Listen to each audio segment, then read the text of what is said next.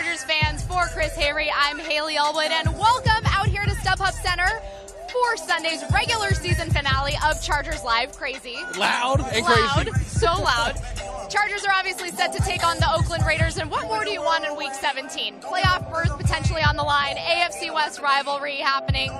Kind of cool. It's all you can ask for. It really is. Huge game. Obviously, the Chargers have an opportunity to get in the postseason. Going to need a little bit of help, so we'll certainly be scoreboard watching at 125. Absolutely. So as we always do, let's rewind quickly to last week. The Chargers did get a win over the New York Jets, but like head coach Anthony Lynn said after the game, it wasn't pretty. No, it wasn't pretty. It wasn't pretty at all. The turnovers, though, were the story for me. They didn't turn the football over. They had 4 turnovers in the second half against the Chiefs the week before.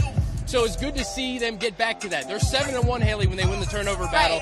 And that's going to be a big point of emphasis today, because I looked at when John Pagano took over that defense for the Oakland Raiders the last 5 weeks. They've had 8 turnovers. The first 10 games, they only had 6. Okay. So I think it could come down to turnovers today. That could be very interesting. Now, in speaking of the Chargers defense, they only held the Jets to 1 score last week, which was very good for that unit.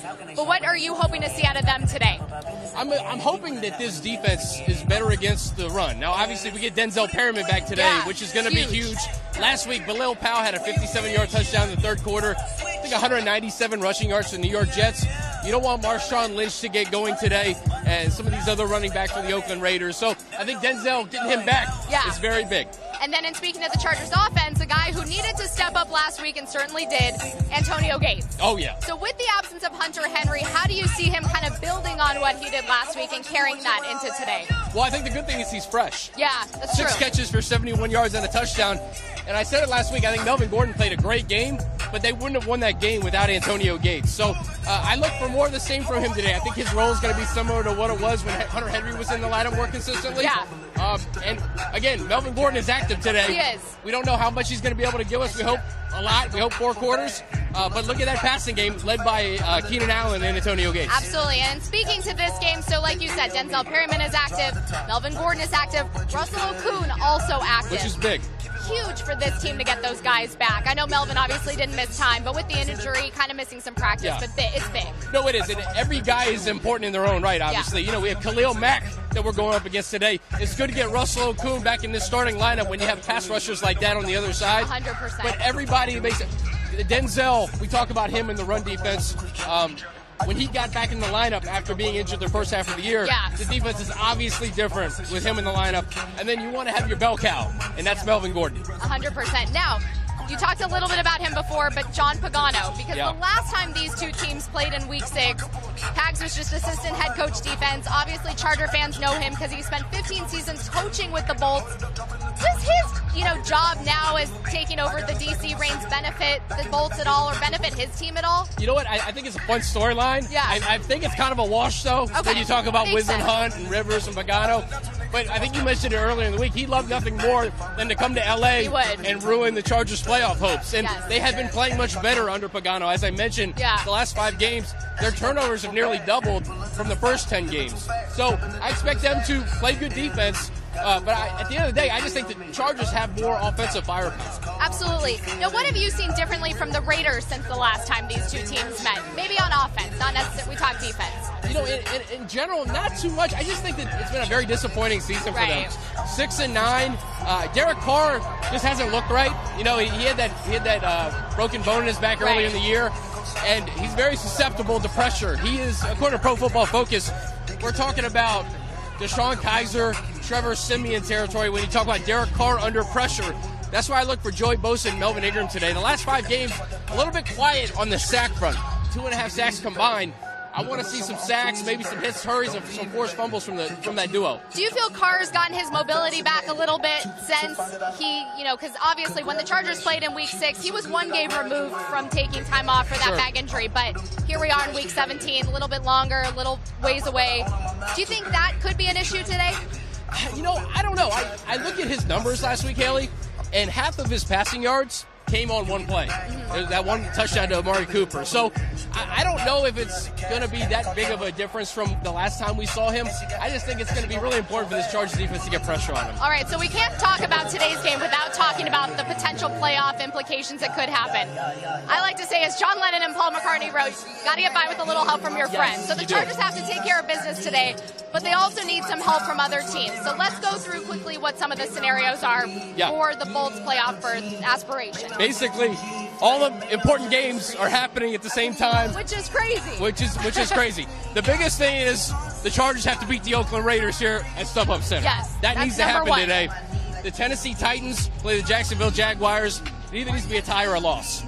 So we're hoping the Jacksonville Jaguars will play their guys 4 quarters and put up a fight against the Titans team that can win and get in. Then the Baltimore Ravens, they have to beat the Cincinnati Bengals. If that doesn't happen, the Miami Dolphins have to beat the Buffalo Bills. So all very realistic scenarios. It's just a lot to kind of take in a 3-hour period when it's all going on at the same time. It is. And head coach Anthony Lynn said they will not be showing the scores of those other games during this game, which is probably good. It's probably a good thing for the players. I know the fans at home, you're going to be scoreboard watching, checking ESPN, your Sunday ticket. Yep. But for these guys, again, it doesn't matter what happens unless they win. They have to win for them to get in the playoffs. So you talked a little bit about Joey Bosa and Melvin Ingram, but who else are you keeping your eye on today? Well, Nick Rose. I want to see Nick Rose. It's the 4th kicker, 5th if you count Drew Kaiser during that Dallas game. He missed a 47-yard field goal last week.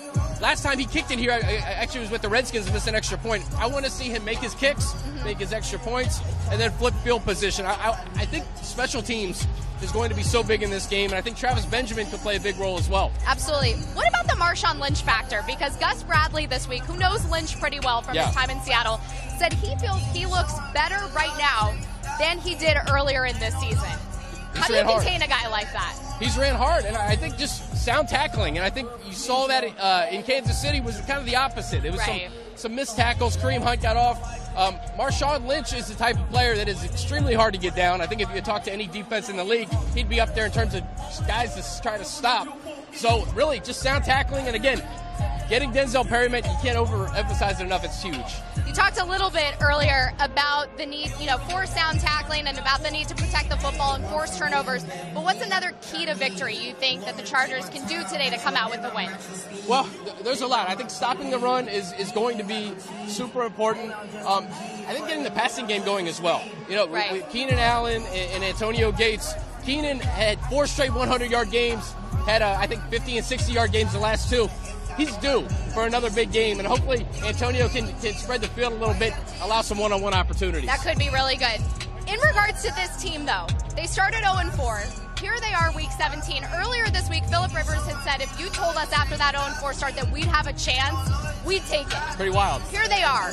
What do you think is the psyche of this team going into a game like this? I mean, it's a must-win, but you can't be distracted about the other things that have to go right in your favor. I think it comes down to coaching, and that's why we have a good one in Coach Lynn. Coach Lynn has this team focused on the task at hand. And you go back 25 years, the 1992 Chargers were the last team to start 0-4 and make the playoffs. 25 years later, we have an opportunity to see it again. But I think it comes down to coaching. Coach Lynn has done a fantastic job. Task at hand. From that 0-4 start to now, you're seeing why he was hired as head coach. Absolutely. All right, Chargers fans, we'll see what happens today. Thank you so much for joining us out here on Chargers Live today and all season long. If you are in the Los Angeles or Orange County area, the game will be televised on CBS at 1:25 p.m. That's the time kickoff is set for. If you're out of area, out of market, check your local listings. Happy New Year. Enjoy the game. Enjoy the game, guys. We'll see you in 2018.